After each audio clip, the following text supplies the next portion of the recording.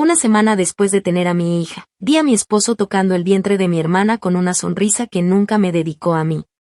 Ese día no dije nada, pero empecé a asegurarme de que ninguno de los dos volviera a sonreír así jamás. Una semana después de dar a luz a mi hija, cuando se supone que mi mente debería haber estado centrada únicamente en recuperarme, en adaptarme a esta nueva etapa y en disfrutar de los primeros días de mi bebé, ya tenía pensamientos que no correspondían a una madre primeriza. No eran ideas dulces sobre cunitas o canciones de cuna. Eran imágenes, preguntas no formuladas y silencios incómodos que flotaban por toda la casa como polvo que nadie se atreve a limpiar. Era esa sensación constante de que algo no estaba bien, de que la maternidad había llegado a mí acompañada de una sombra, una que no podía nombrar todavía, pero que me seguía a cada paso desde hacía meses.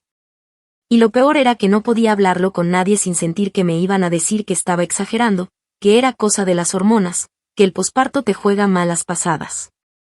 Pero yo sabía que no era así. No eran mis hormonas. No era una paranoia. Era algo mucho más sucio que eso. Desde el final del embarazo, Isen, mi esposo, se comportaba de una manera que no podía explicar con palabras, solo con gestos. No me miraba igual, no se acostaba a mi lado aunque ya no tuviera barriga. No me preguntaba cómo me sentía y apenas tocaba a la bebé si no se lo pedía. Cada muestra de afecto de su parte parecía forzada, como si lo hiciera por obligación y no porque realmente sintiera algo. Pero más allá del desinterés, lo que más me desconcertaba era que, en paralelo a ese desapego, había una cercanía creciente entre él y Claire, mi hermana. Una cercanía que al principio parecía normal, hasta que dejó de serlo. Claire y yo habíamos tenido una relación compleja desde siempre. Nos llevábamos 3 años, y desde que éramos niñas nuestras diferencias se hicieron evidentes en todo. Ella era extrovertida, impulsiva, ruidosa, mientras que yo era más callada, observadora. De esas que prefieren escuchar en vez de hablar. Por mucho tiempo eso no fue un problema, hasta que llegamos a la adultez y empezamos a compartir espacios que antes eran separados, amigos, círculos sociales, incluso mi casa. Cuando le ofrecí quedarse unos meses conmigo tras una ruptura amorosa que la dejó supuestamente sin rumbo. Ella aceptó con lágrimas y abrazos, prometiendo no quedarse mucho tiempo y que nunca se interpondría en mi vida de pareja. Esa última parte la recuerdo palabra por palabra. Me la dijo una noche después de que Isen se encerrara en su estudio y no saliera en horas. Claire me vio molesta y me abrazó, diciendo que le dolía verme así. Y aunque en ese momento no lo pensé demasiado, ahora lo repaso todo en cámara lenta y me doy cuenta de cuántas veces me hizo ese mismo gesto, tocarme el hombro cuando yo estaba triste, ofrecerse a ayudarme a entenderlo. Quedarse sola con él mientras yo me bañaba o atendía a visitas. Durante el embarazo, no fue raro verla más tiempo en casa. Al principio lo agradecí, porque me acompañaba, me ayudaba a cocinar, limpiaba e incluso me llevaba al médico cuando Isen estaba muy ocupado con el trabajo. Pero después comencé a notar actitudes que me hacían ruido. A veces, entraba a la cocina y la encontraba riéndose con él, demasiado cerca. Otras, salía del baño con una camiseta suya puesta y decía que había tenido frío.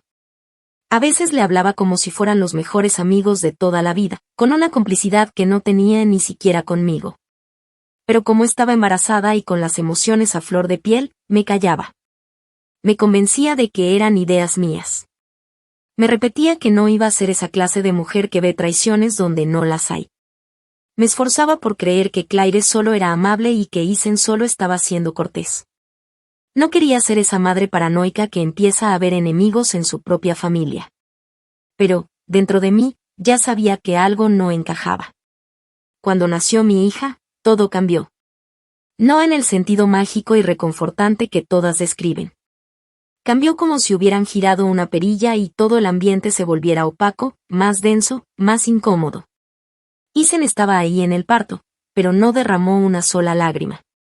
No me miró como si me admirara por traer una vida al mundo.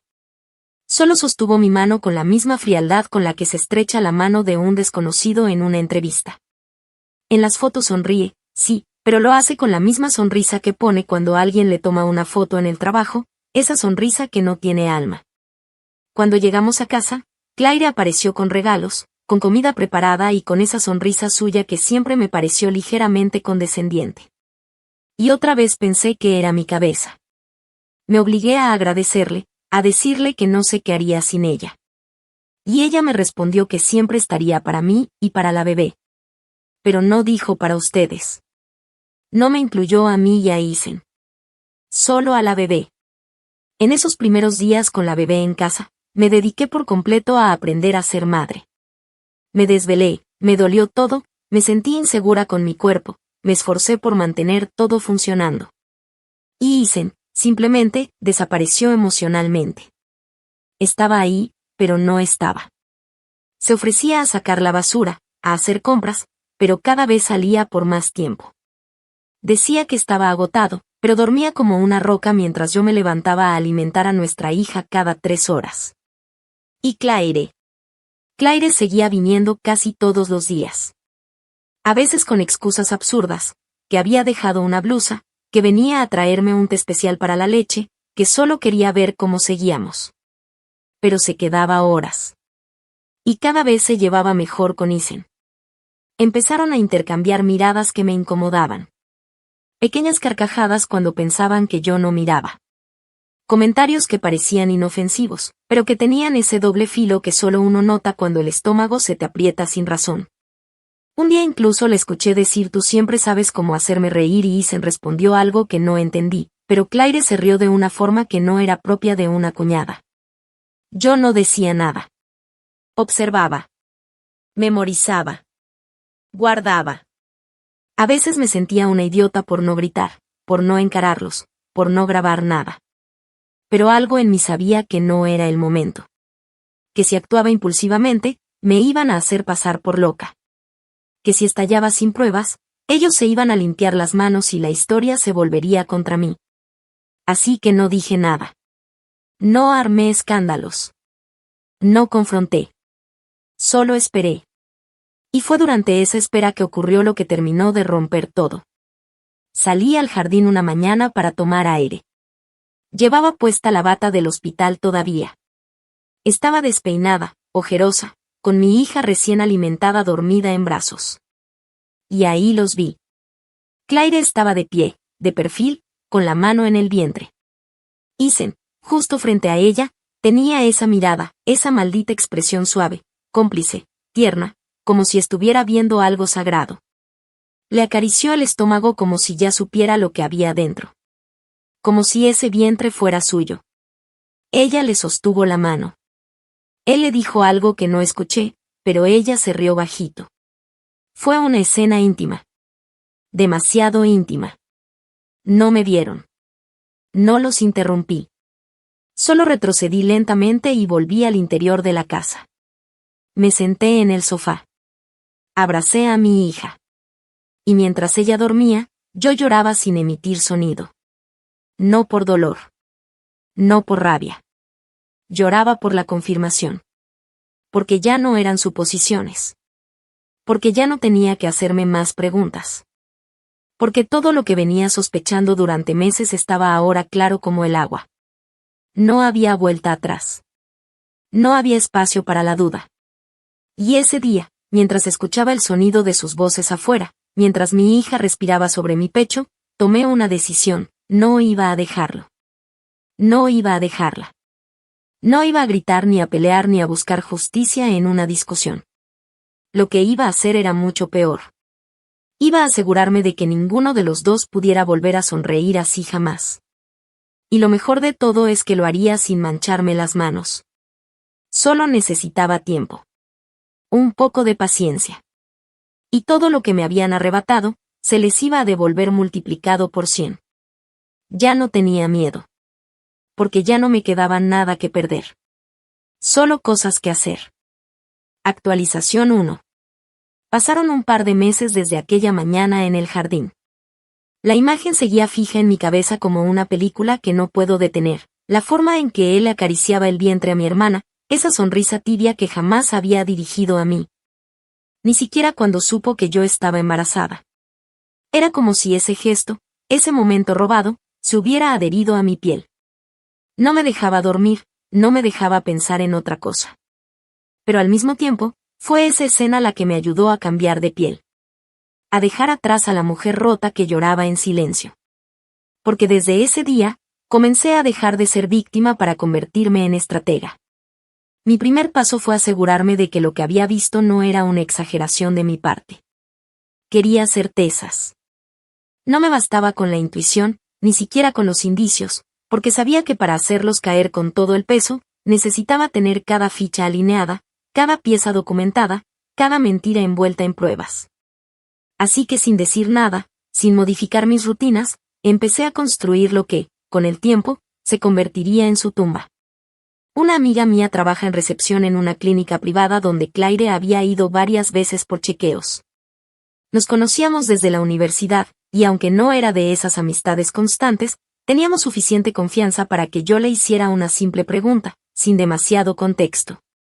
¿Sabes si Claire ha estado yendo últimamente a consulta médica? La respuesta fue inmediata. Me dijo que sí, que no podía darme detalles exactos, pero que siempre la acompañaba un hombre. Al principio no supo decirme quién. Así que, días después, le envié por mensaje una foto de Isen con una excusa tonta, algo como que necesitaba saber si él también iba por una dolencia, y ella solo respondió con un sí seco, seguido de un emoji de cara impactada, como si no pudiera creer que le estuviera confirmando algo tan sucio. No le dije más. Le agradecí. Y cerré esa conversación para siempre. Esa noche, después de alimentar a mi hija, me miré al espejo del baño mientras me recogía el cabello. No era la misma mujer de antes. Había algo en mi mirada, una especie de calma áspera que no reconocía. No me temblaban las manos. No me ardía la garganta de llorar. Solo me sentía determinada. Sabía que no podía encarar a Isen directamente. No todavía. Un movimiento prematuro le daría espacio para manipular la narrativa, para pintarme como la esposa celosa, inestable por el posparto, la que imagina cosas o la que no soporta ver a su hermana feliz. No. Yo no iba a caer en ese juego. No iba a exponerme a que me llamaran loca. Yo iba a tomar otra vía. Iba a jugar su juego, pero con mis reglas. Durante los siguientes días, adopté un rol que me costó al principio, pero que terminé perfeccionando con una frialdad que ni yo sabía que tenía. Me volví la esposa ideal. Atenta, cariñosa, amable. Lo hacía todo por él. Cocinaba sus platos favoritos, me reía de sus chistes, le preguntaba cómo le había ido en el trabajo, incluso lo invitaba a acostarse conmigo, aunque sabía que ya no quería tocarme. Y cuando se excusaba con frases como estás cansada o mejor duerme tú que la bebé te necesita más, yo asentía con dulzura, como si le creyera. Como si no supiera que lo que realmente quería era salir del cuarto para revisar el teléfono en la sala o para enviarle mensajes a otra mujer. A mi hermana. Pero mientras él pensaba que me estaba alejando poco a poco, yo lo estaba acercando exactamente a donde lo necesitaba. Le pedí ayuda para organizar nuestras finanzas porque me sentía muy abrumada con la maternidad y quería que él llevara esa parte por mí. Me dejó sus claves. Le pedí que pusiera el auto a mi nombre para facilitar trámites del seguro, y me firmó el traspaso sin leer mucho, creyendo que era un gesto de confianza. Hice lo mismo con una de nuestras cuentas compartidas, la vacié poco a poco, con movimientos que parecían rutinarios, un supermercado aquí, una reparación allá. Y ese dinero lo fui trasladando a una cuenta a mi nombre que abrí con mi apellido de soltera, la misma que usaba antes de casarme y que él ni siquiera recordaba que existía. Para cuando terminó el segundo mes, ya había movido cerca de $6,000. No era mucho, pero era un inicio. No me interesaba hacerme rica. Me interesaba vaciarle el piso. Me interesaba dejarlo sin colchón, sin red, sin la falsa idea de que podía saltar de un hogar al otro como si nada. Quería que cuando cayera, no tuviera donde amortiguar el golpe. También empecé a trabajar su reputación. No con escándalos, sino con gestos sutiles. En las redes sociales, comencé a compartir frases sobre las segundas oportunidades, sobre cómo hay que aprender a levantarse sola, sobre cómo no todos los que dicen amarte se quedan cuando más los necesitas. Nunca lo mencioné por nombre. Nunca lo etiqueté. Pero lo suficiente como para que las personas que nos conocían empezaran a preguntarse qué estaba pasando. Y a él, eso le inquietaba. Una noche me dijo, ¿por qué estás escribiendo esas cosas? La gente va a pensar que soy un mal esposo. Yo le respondí que no tenía que preocuparse, que solo eran reflexiones de una nueva mamá. Que debía confiar en mí, así como yo confiaba en él. Y lo besé en la frente. Esa fue la primera vez que supe que el miedo comenzaba a instalarse en él. No porque hubiera descubierto que yo sabía, sino porque no podía leerme. Porque no podía controlar lo que estaba sintiendo. Porque algo en mí ya no le pertenecía, y eso lo aterraba. Con Claire, mi estrategia fue otra. Ella no vivía con nosotros, pero seguía viniendo como si la casa fuera suya. Un día se quedó más tiempo de lo habitual. Le hice un té, me senté con ella, la miré a los ojos y le dije que había estado pensando en lo afortunada que me sentía de tenerla cerca. Que sin su ayuda, no habría sobrevivido al posparto. Le agradecí por estar conmigo. Por apoyarme. Le hablé como si fuera una hermana querida, una confidente, una figura indispensable. Ella tragó cada palabra. Se le notaba el alivio en la cara. Como si por fin hubiera vencido una batalla silenciosa que nadie sabía que estaba librando. Me abrazó fuerte. Me dijo que yo era lo más importante para ella, que jamás haría nada que pudiera hacerme daño. Y en ese momento, justo mientras decía eso, le acaricié la espalda con la misma ternura con la que ella tocaba el vientre frente a mi esposo. Afuera, todo seguía igual. Aparentemente. Pero dentro de mí, ya no existía el amor. Ya no había espacio para la tristeza. Solo había algo mucho más poderoso, determinación. Porque mientras ellos se besaban en secreto, yo ya había comenzado a escribir la historia de su caída. Y esa historia no se detendría hasta que cada gesto, cada palabra, cada traición, les costara exactamente lo que intentaron arrebatarme, la paz. La familia. Y la sonrisa que jamás volverían a compartir. Actualización 2. 5 meses después del nacimiento de mi hija, y 3 desde que confirmé que mi esposo y mi hermana no solo me traicionaban sino que lo hacían con una serenidad monstruosa, la fachada empezó a resquebrajarse por su propio peso. La tensión se hacía cada vez más palpable. Ya no era una sospecha flotando en el aire, sino un silencio espeso que se colaba entre las paredes, un roce incómodo cada vez que Claire y Isen coincidían en mi presencia. Una falta de coordinación mínima en sus excusas que comenzaban a oler a desesperación. Y fue ahí, justo cuando la incomodidad los obligó a mantenerse más discretos, que yo decidí hacerlos sentir seguros, como si todo lo que había pasado estuviera enterrado, como si yo realmente creyera en lo que ambos fingían. Era hora de fingir perdón para preparar la escena perfecta. Una escena de exposición pública.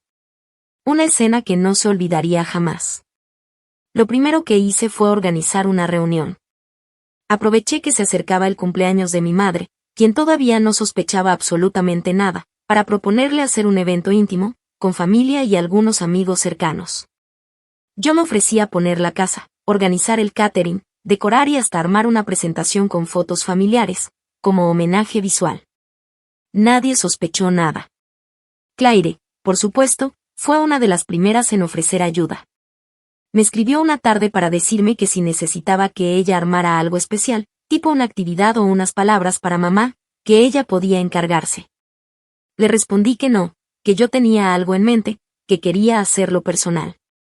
Me agradeció por confiar, y me volvió a repetir, como si fuera un estribillo aprendido de memoria, que se sentía afortunada de tenerme en su vida.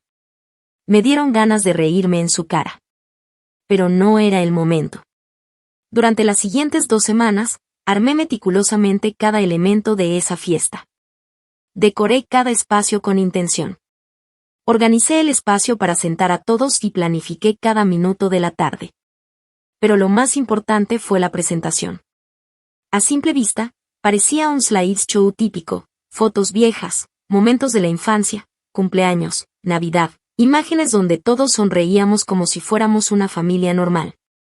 La mayoría no sospechaba que al final, después de toda esa nostalgia embriagante, venía el golpe. Las últimas diapositivas mostraban capturas que había reunido con paciencia quirúrgica. Una imagen del sistema médico donde aparecía Claire con una cita ginecológica en la misma semana que Isen viajó por trabajo. Una foto de ambos entrando al mismo centro comercial cuando supuestamente estaban en distintos estados.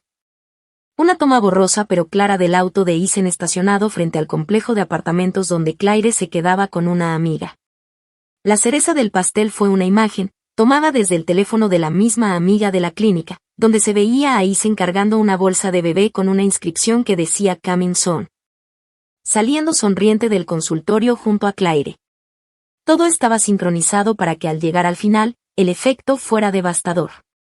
Pero no quería que pareciera una acusación directa. Quería que la gente conectara los puntos sin que yo dijera una palabra. Quería que ellos, al ver todo eso desplegado frente a sus padres, hermanos, tíos, primos, tuvieran que inventar una justificación que no existía. El día de la fiesta llegó y nadie sospechó nada. Isen estaba extrañamente cariñoso, como si su conciencia le estuviera gritando, como si de alguna forma percibiera que algo no estaba bien. Claire, por su parte, vino vestida como si fuera la dueña del evento, tacones nuevos, vestido ajustado, maquillaje perfecto, y un aura de falsa humildad que me revolvía el estómago. Saludó a todos, me abrazó frente a los demás, cargó a mi hija con una ternura calculada y hasta se ofreció a repartir los platos de comida. A ratos, sentí que realmente creía que se había salido con la suya. Y eso me hizo sonreír de una forma que ni yo reconocí. Cuando todos terminaron de comer, tomé el control del proyector y pedí unos minutos para proyectar el video que había preparado con tanto cariño. Dije que era una recopilación especial para mi mamá, que todos estaban incluidos, y que había cosas lindas que nos harían reír y recordar. La gente se acomodó en los sillones, algunos en sillas plegables, otros de pie. Isen se sentó al fondo, con Claire a su lado, disimuladamente, pero lo suficientemente cerca como para que yo lo notara. Empecé la presentación. Al principio, todo fue como esperaba, risas, comentarios nostálgicos, murmullos de «ay, ¿te acuerdas de esa Navidad?». Nadie veía venir el final. Cuando llegó el último bloque, el ambiente se tensó. Se hizo ese tipo de silencio incómodo que se produce cuando la gente no sabe si lo que está viendo es un error o una indirecta. Mi prima se inclinó hacia adelante. La abuela frunció el ceño. Y Claire, por primera vez en mucho tiempo, dejó de sonreír. Isen, al ver la foto de él saliendo de la clínica con Claire, se inclinó hacia mí desde la silla del fondo, como si quisiera correr y detener todo. Pero yo estaba firme junto al proyector, con el control en la mano, el sonido del proyector zumbando como una máquina de ejecución. Nadie dijo nada. Nadie necesitaba decir nada. Las imágenes hablaban por sí solas.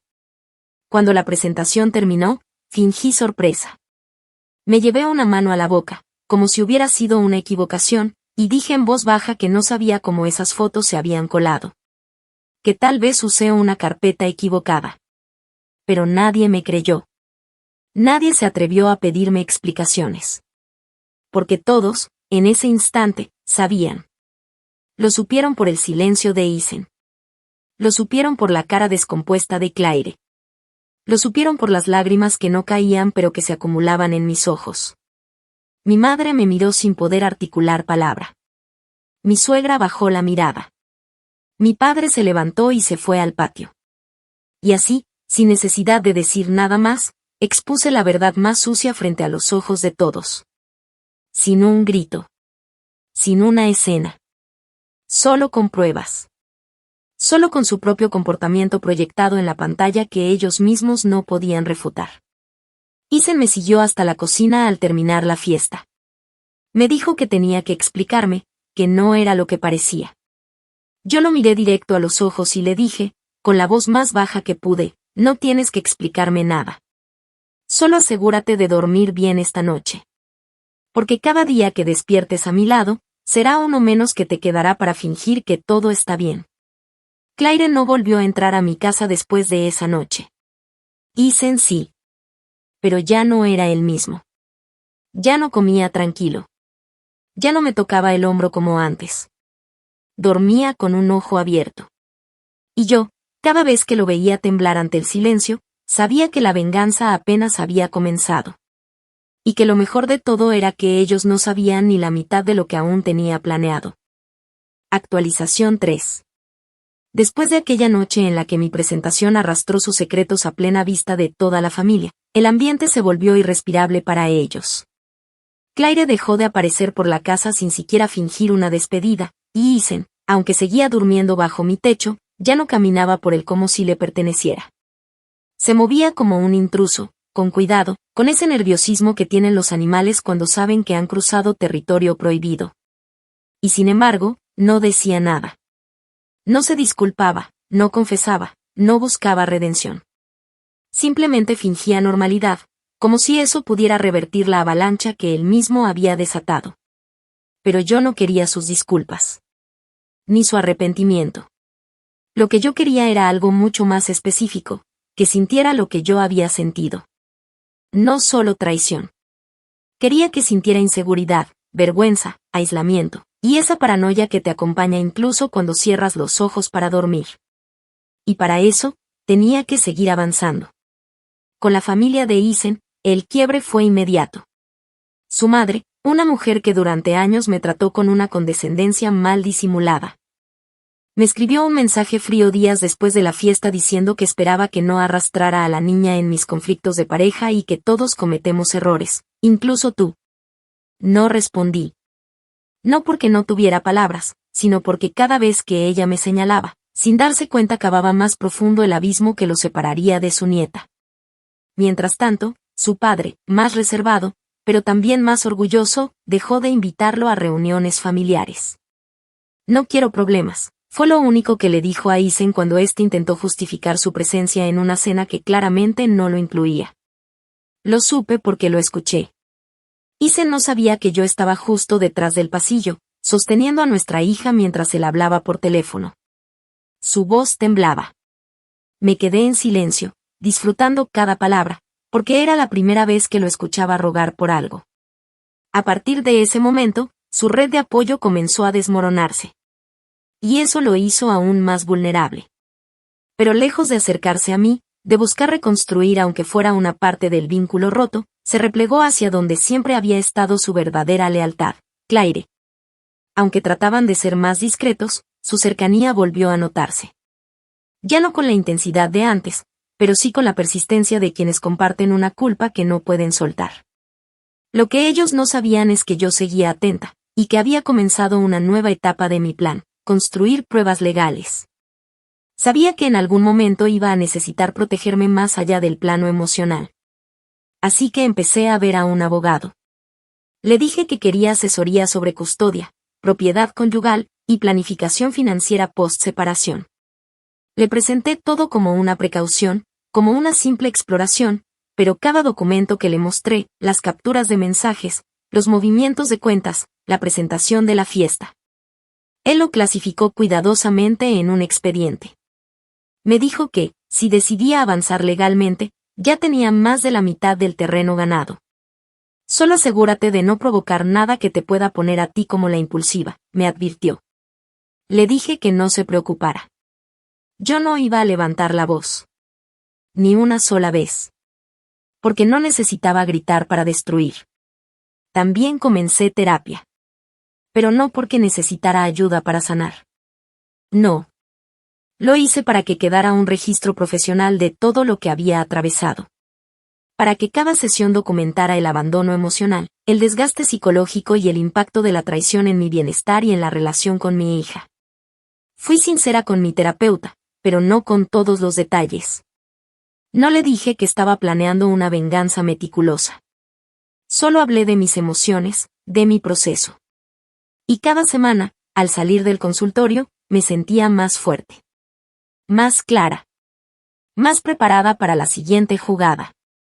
Fue en medio de todo eso que una nueva noticia me golpeó con fuerza, pero no con sorpresa. Claire estaba embarazada. Lo supe por una publicación discreta en sus redes, una de esas imágenes ambiguas de ultrasonido con frases tipo nuevo milagro en camino. Nadie la felicitó públicamente. Nadie compartió su emoción. El silencio en los comentarios era tan brutal como el que ella me había hecho sentir meses atrás. Pero yo sí reaccioné. Le mandé un mensaje privado, uno simple, frío, perfectamente calculado. Felicitaciones. Debe ser un momento muy especial para ti. Su respuesta tardó unas horas. Cuando llegó, solo decía, gracias. Espero que algún día puedas perdonarme. No le respondí. No necesitaba hacerlo. Porque ese mensaje era la confirmación que me faltaba. No había marcha atrás. Y tampoco había límite. Isen trató de ocultarlo por un tiempo, pero ya no tenía fuerza para sostener otra mentira. Comenzó a ausentarse por trabajo cada vez más seguido. A veces regresaba con ojeras, con la camisa mal puesta, con la mirada perdida. Le ofrecí hacerle una maleta por si necesitaba quedarse más cómodo en sus viajes. Le metí dentro ropa vieja, desordenada, un cepillo roto, una nota que decía, «Te ves mejor cuando no finges». Nunca lo mencionó. Nunca preguntó por la nota. Solo dejó de usar la maleta. Como si ignorándola pudiera borrar el mensaje. Pero ya no había forma de borrar nada. Por esos días, un conocido en común, amigo de ambos pero mucho más leal a mí, me escribió diciéndome que Isen se quejaba de sentirse observado, que no entendía cómo todo le estaba saliendo mal. Que creía que alguien estaba en su contra. Le respondí que me parecía triste, que a veces cuando uno traiciona a todo el mundo, termina pensando que todo el mundo quiere hacerle daño. Y que ojalá algún día entendiera la diferencia entre sentirse perseguido y estar pagando las consecuencias de sus actos. Poco a poco, cada uno de sus apoyos se fue resquebrajando. Sus compañeros de trabajo empezaron a notarlo más errático. Su rendimiento bajó. Su jefe, que me había conocido en una cena empresarial, le preguntó directamente si estaba pasando por algo personal que afectara su desempeño. Lo supe porque Isen llegó esa noche a casa más nervioso que nunca. Me preguntó si yo había dicho algo, si había hablado con alguien de su trabajo. Lo miré directo a los ojos y le dije que no tenía idea de qué hablaba, pero que tal vez necesitaba dejar de mezclar su vida profesional con sus asuntos personales. Le pregunté si quería ayuda. Si necesitaba hablar. Se quedó en silencio. Como siempre.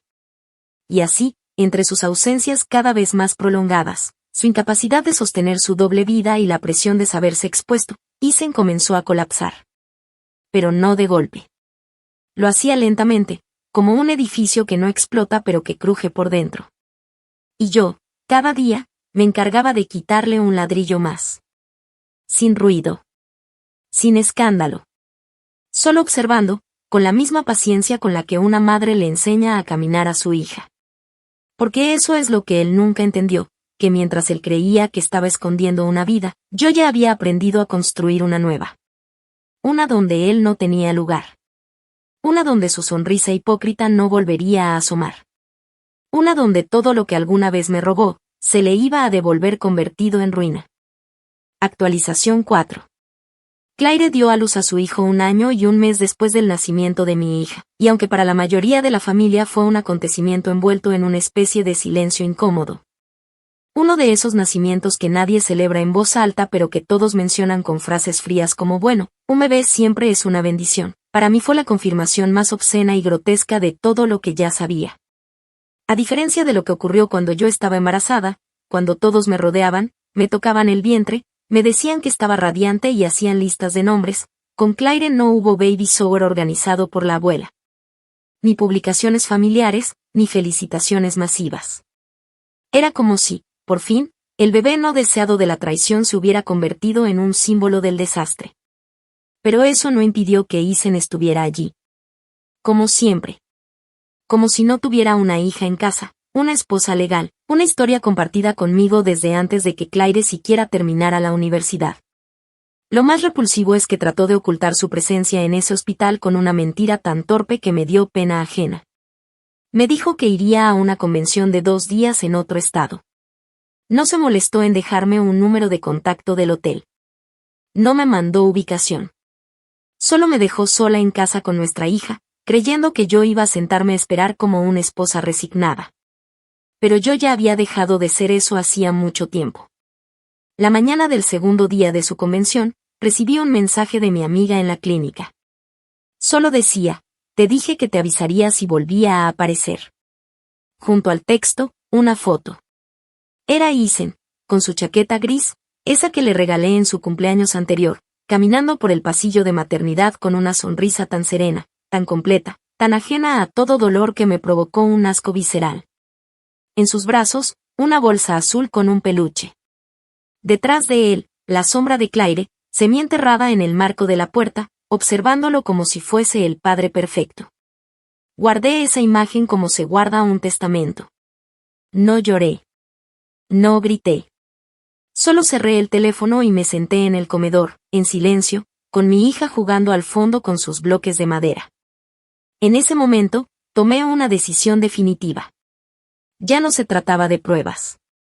Ya no se trataba de control o dignidad. Se trataba de dejar una marca. De hundirlos con el mismo peso con el que me obligaron a vivir durante todos esos meses. Iba a hacer algo que ni él ni ella podrían anticipar. Y no sería en secreto. Esta vez lo haría frente a todos. Sin máscaras. Sin remordimientos. La oportunidad perfecta llegó por sí sola. Una reunión familiar que organizó una de mis primas para conmemorar los 50 años de matrimonio de mis abuelos. Sabía que todos estarían presentes. Incluso Claire, a pesar de las miradas que ya le lanzaban desde hace meses. Incluso Isen, que aún sostenía la mentira de que todo era un malentendido y que estaba tratando de reconstruir su matrimonio. Fue tan patético verlo llegar con esa cara de hombre confundido, como si siguiera esperando que yo hiciera un escándalo, como si no entendiera por qué aún no había estallado. Pero esa era la belleza de todo esto. Él creía que yo estaba rota, pero la verdad era que estaba más entera que nunca. Y la reunión de mis abuelos iba a ser el escenario perfecto. Llegamos temprano. Yo llevaba un vestido sencillo, el cabello recogido, maquillaje mínimo. Me sentía fuerte, como si cada paso en esa casa fuera un paso más hacia mi liberación. Llevaba conmigo un regalo para los abuelos, una caja envuelta con cinta dorada. Cuando me preguntaron qué era, sonreí y dije que era algo simbólico, algo que celebraba la importancia de la verdad dentro de una familia que siempre había apostado por la honestidad. Nadie entendió a qué me refería. No importaba. Pronto lo harían. Esperé hasta que todos estuvieran sentados, cuando ya se había servido el postre y las conversaciones se relajaban. Me levanté, pedí la palabra con amabilidad y llevé la caja al centro del salón. Dije que tenía algo que mostrar, algo que había preparado con mucho cuidado. Mi abuela, dulce y cansada, sonrió sin saber lo que venía. Isen, desde su rincón, se removió incómodo. Claire frunció el ceño. Y yo abrí la caja. Adentro había una carpeta de cuero negra. Nada más. Ni flores, ni tarjetas, ni adornos. Solo esa carpeta que contenía el infierno. La abrí con lentitud. Empecé a repartir las copias. Una por mesa. Una por persona clave. Mi madre, mi tía, el abuelo, incluso el esposo de Claire, que no sabía si debía tomarla o dejarla. Nadie decía nada. Pero cuando empezaron a revisar, los murmullos se volvieron un murmullo colectivo. Dentro de la carpeta estaba todo. Correos electrónicos, transferencias de dinero que Isen le había hecho a Claire en efectivo disfrazadas de gastos compartidos, citas médicas cruzadas, imágenes del hospital. Y una carta manuscrita que Isen le dejó a Claire el año pasado en un papel que yo había encontrado en su bolsillo una noche, y que él juró que era viejo. La carta comenzaba con las palabras: no sé cómo decirte que quiero todo contigo sin destruir lo que tengo con ella, pero no puedo evitar pensar que este bebé es nuestra oportunidad. Claire se levantó. Me dijo que era cruel, que estaba enferma, que usar la familia de esa manera era inhumano. Pero yo solo respondí una sola cosa. Le dije: inhumano es hacerle esto a una mujer recién parida, con una hija en brazos y la mirada clavada en su esposo que no la ve. Mi voz no tembló. Ni una sola vez. Isen intentó hablar. Se acercó, dijo que podíamos hablar en privado. Le respondí que ya habíamos tenido meses de privacidad, y que esta vez todo debía escucharse. Claire salió llorando. Su madre la siguió. Nadie la defendió. Nadie me reprendió. Mi abuelo, que rara vez se mete en conflictos, simplemente cerró su carpeta, me miró fijo y dijo con voz baja: ya era hora. A partir de esa noche, Isen no volvió a dormir en mi casa. Le pedí que se fuera sin gritar, sin pelear. Le dije que la custodia sería discutida con abogados, y que mi única prioridad era proteger la estabilidad emocional de nuestra hija.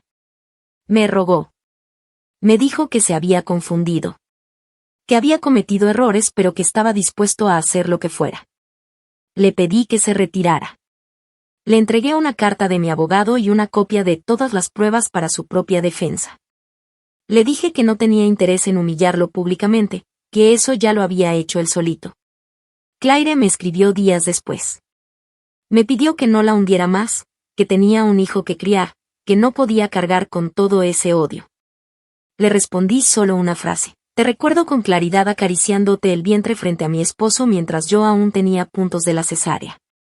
Ese día firmaste tu propia sentencia. Desde entonces, el silencio fue mi venganza. No más insultos. No más lágrimas.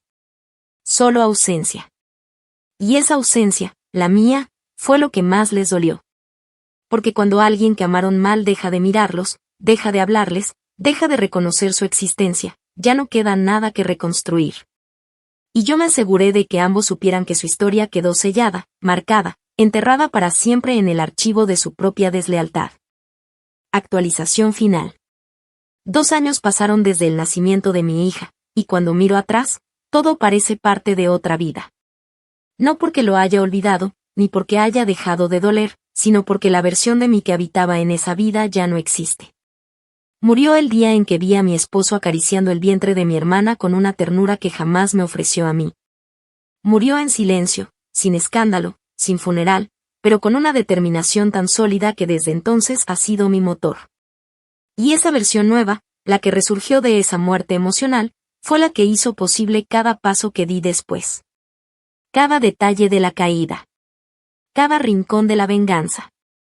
Después de la reunión familiar en la que expuse su traición con la frialdad que solo se alcanza cuando ya no te queda ni una sola gota de compasión, Isen se fue de la casa. No hizo maletas elegantes, ni despedidas dramáticas. Simplemente se fue, con la ropa que pudo, en su auto, que para ese momento ya estaba a nombre mío, y con una expresión que oscilaba entre la humillación y el alivio. Claire, por su parte, no volvió a dirigirme la palabra. Se refugió en el mismo círculo de conocidos que antes me celebraban, pero que ahora la toleraban con una incomodidad que ni siquiera intentaban disimular.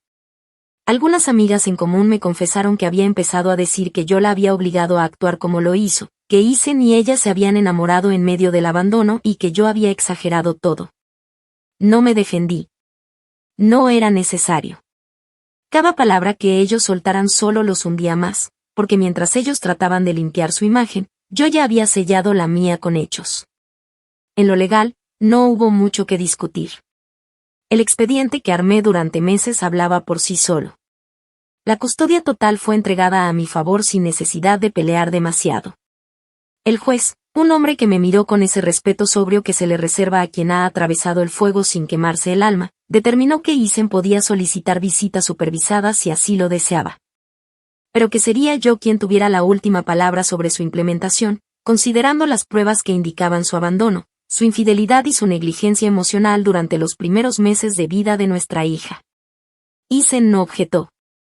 No porque aceptara la culpa, sino porque sabía que si abría la boca, lo que vendría después sería peor. Nunca pidió una apelación. Nunca solicitó una revisión. Lo firmó todo. Tal vez creyendo que así se redimiría. Tal vez solo porque ya no tenía energías para sostener su mentira. Claire tuvo a su hijo y, durante los primeros meses, trató de vender la imagen de una madre soltera valiente, una víctima de la narrativa maliciosa que yo había tejido. Publicaba frases sobre madres que pueden solas, compartía fotos en blanco y negro del bebé dormido, escribía textos largos sobre cómo el amor verdadero no siempre se da en el orden correcto. Pero la verdad cruda, no tarda en aflorar.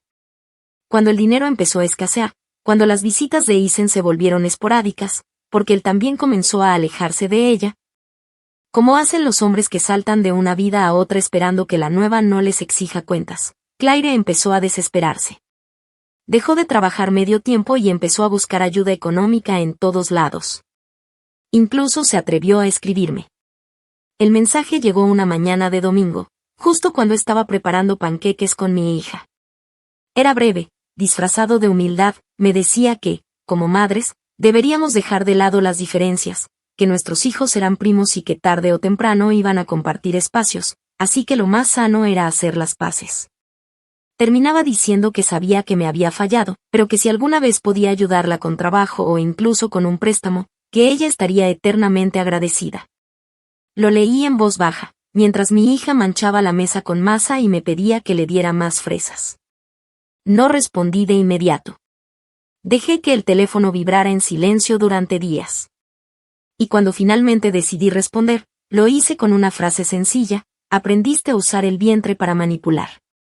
Pero a mí no me alcanza con promesas huecas. Que te vaya bien, Claire. Lo que tú destruiste, yo ya lo reconstruí sin ti. Nunca contestó. Isen intentó acercarse en otro momento, ya no como pareja, sino como padre. Me pidió ver a la niña. Me dijo que estaba buscando trabajo, que había salido de un periodo oscuro, que entendía el daño causado pero que quería enmendar. Me pidió que no le negara su rol como padre. Me reuní con él en un café, sin llevar a mi hija, y le expliqué que no se trataba de castigo, sino de consecuencia. Le dije que mi prioridad era proteger su estabilidad, que durante el primer año de vida él había elegido estar en otra casa, con otro bebé, con otra mujer, y que ahora no podía simplemente regresar cuando se sintiera listo. Que ser padre no era un título que se recupera cuando conviene, sino un compromiso constante, y que él no había cumplido con nada de eso. Le dije que si realmente quería demostrar algo, que lo hiciera con acciones, no con súplicas. Y que si lo que buscaba era redención, se la pidiera a un terapeuta, no a mí. Desde entonces, no volvió a insistir. Hoy mi hija tiene poco más de 2 años. Es una niña brillante, dulce, curiosa, y no tiene recuerdos de un padre ausente, porque nunca le di la oportunidad de extrañarlo. Todo lo que le enseñé sobre amor, compañía y seguridad lo recibió de mí, de los abuelos, de los tíos que sí se quedaron. Claire y Isen existen solo en fotos viejas que guardé en una caja que probablemente quemaré algún día. Pero por ahora la conservo, no como homenaje, sino como prueba, de que no fui víctima, de que no me rendí, de que la venganza no siempre se grita, sino que se construye con paciencia y precisión. Cada mentira que me dijeron fue una piedra en su tumba. Cada vez que me llamaron exagerada, loca, dramática, fue una herramienta más que usé a mi favor. No los destruí con fuego. No los expuse en redes. No los perseguí con escándalos. Los dejé caer con el mismo peso de sus elecciones. Y mientras ellos se retorcían en la consecuencia, yo seguí caminando. Seguí creciendo. Y levanté una vida nueva, sin ellos, sin su veneno, sin sus sonrisas hipócritas. A veces la justicia no viene en forma de castigo inmediato. A veces se parece más al silencio de quien ya no necesita demostrar nada. Y ese silencio, el mío, es el eco constante que los acompaña desde entonces. Porque ya no hay gritos, ni llanto, ni insultos. Solo la certeza de que cada uno se quedó exactamente con lo que merecía. Y yo, por fin, también.